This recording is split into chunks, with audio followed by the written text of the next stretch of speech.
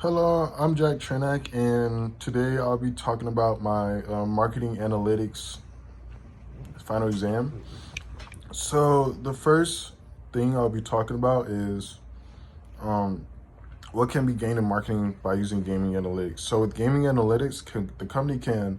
gain the knowledge of what type of audience the company is targeting. So like the people buying that game or playing that game can give that company a way of how to market the product that they're making, and and it could also provide like what that consumer's interested in. So if a consumer is playing 2K or Madden, they clearly like sports, like they like either basketball or football. So you could provide some content that provides either basketball or football to keep them engaged in that advertisement. And you can also be able to understand the behavior of the consumer based on the actions that the consumer made in the game. So, for example, some games give you the option to have choices. So you could either, I'm just gonna just say one off a game that I played. It's a little gruesome, but it's a great example. So in Call of Duty, which is a game that's based on like military, like shooting and all that stuff, on one of the missions, it gives you the option to um, keep these people hostage or kill them, you know, or free them. So based on how that consumer feels, can help you help you understand the behaviors they believe in and the ethical beliefs that they believe in. Second question is, people are concerned about the companies collecting data on its users because some of the users look up certain things that don't, that they want to keep a secret. So having those companies, record all the activities that you do on your phone or on that app or with that service, you know, it kind of invades the privacy of that consumer, because now the consumer will know, like, oh, I can't look up something knowing they can record what I looked up for. I mean, what I looked up,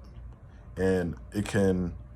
maybe affect me, but maybe not, depending on if they use it on me or not.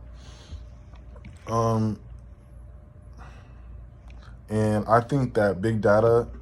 aggregators should communicate their actions to society by giving the consumer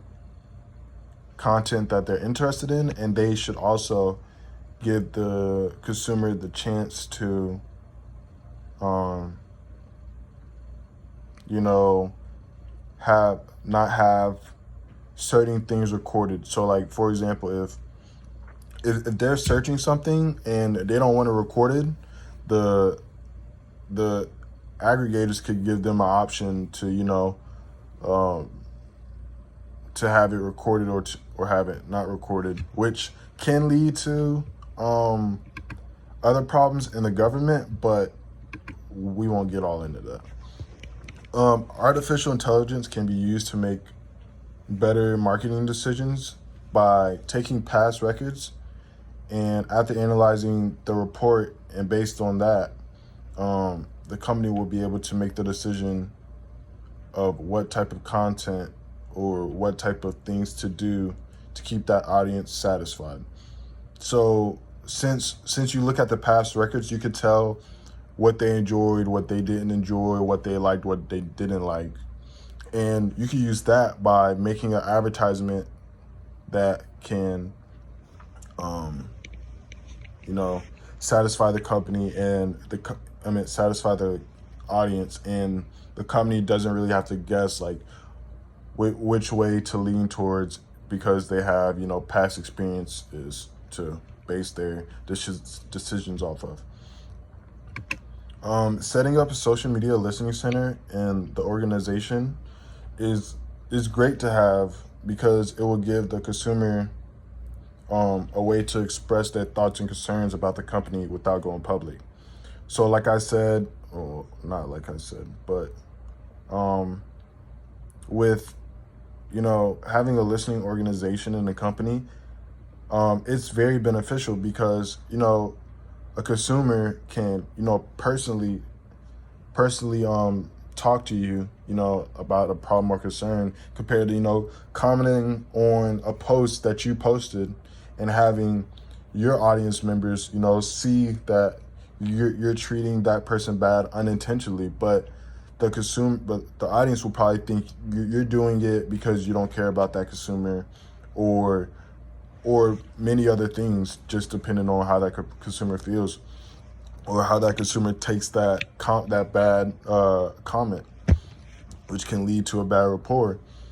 So it's really a benefit because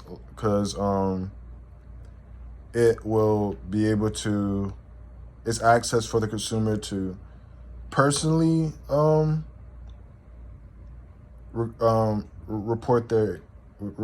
thoughts and their concerns, and it'll